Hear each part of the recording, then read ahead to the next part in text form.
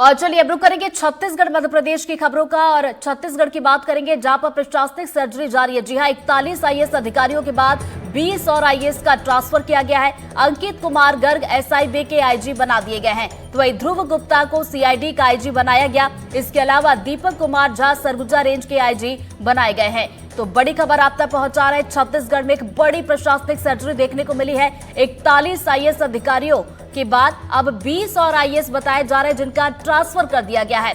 नाम भी आपको बताते हैं। अंकित कुमार गर्ग जिन्हें एसआईबी का आईजी बनाया गया, तो वही ध्रुव गुप्ता को सीआईडी के आईजी की जिम्मेदारी अब सौंप दी गई है। इसके अलावा सरगुजा रेंज आईजी की जिम्मेदारी की बात की जाए तो दीपक कुमार झा को इसकी जिम्मेदारी सौंपी गई है। तो देखिए, छत्तीसगढ़ में लगातार हम देख रहे हैं प्रशासनिक सर्जरियां हो रही है और इसी कड़ी में आज फिर से 41 आईएएस अधिकारी के बाद अब देखिए 20 और आईएएस बताए जा रहे हैं जिनका ट्रांसफर कर दिया गया है।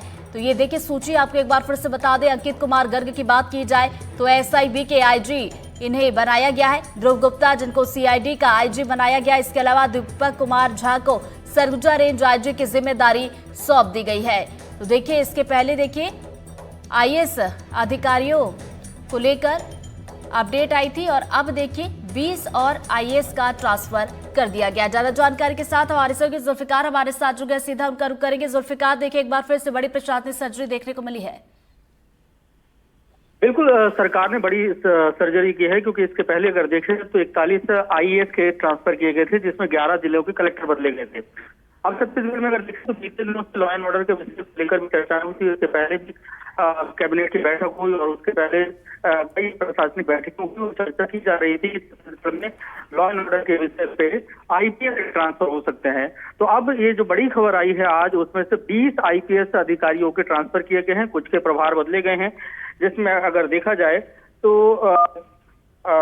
अलग अलग जो जिले हैं उनके एसपी बदले गए हैं और इनमें से सबसे प्रमुख अगर देखा जाए तो 1992 बैच के जो पवन देव हैं, आईपीएस हैं और सीनियर हैं, उन्हें पुलिस हाउसिंग कॉर्पोरेशन का अध्यक्ष बनाया गया है। इसके अलावा 2004 बैच के आईपीएस अंकित कुमार गर्ग को एसआईबी का आईजी बनाया गया है। एसआईबी गुप्त वार्ता है और काफी महत्वपूर्ण पद होता है यहाँ से, क्योंकि इंटेलिजेंस की जो इनपुट है वो तमाम यहाँ से आते हैं। नक्सल अभियान हो या लॉ एंड ऑर्डर हो या वीआईपी सिक्योरिटी, ये तमाम जिम्मेदारियों के जो इनपुट होते हैं वो एसआईबी के पास होते हैं। काफी महत्वपूर्ण पद होता है। इसके अलावा 2005 बैच के आईपीएस ध्रुव गुप्ता को आईजी सीआईडी बनाया गया है। सीआईडी का काम होता है जो क्राइम इन्वेस्टिगेशन है उनको करना है, तो ये भी काफी महत्वपूर्ण है। इस लिहाज से जो भी लॉ एंड ऑर्डर के विषय को लेकर आईपीएस के ट्रांसफर किए गए हैं तो काफी महत्वपूर्ण माने जा रहे हैं।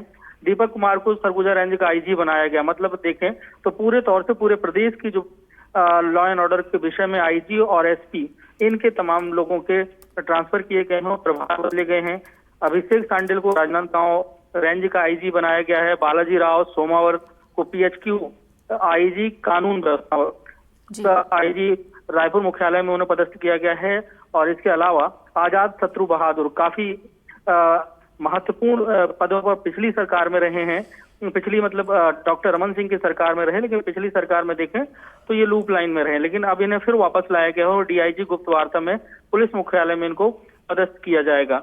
और विवेक शुक्ला को एसपी सीआईडी की कमान दी गई है। राजेश कुमार अग्रवाल को सरगुजा एसपी बनाया गया है। विजय अग्रवाल को दुर्ग का एसपी बनाया गया है। जी चलिए, बहुत बहुत शुक्रिया आपका जुल्फिकार तमाम जानकारी के लिए। तो देखिए 20 और आईएएस अधिकारी हैं जिनका ट्रांसफर कर दिया गया और सबको उनकी जिम्मेदारियां सौंप दी गई है और इसको लेकर आदेश आ चुका है।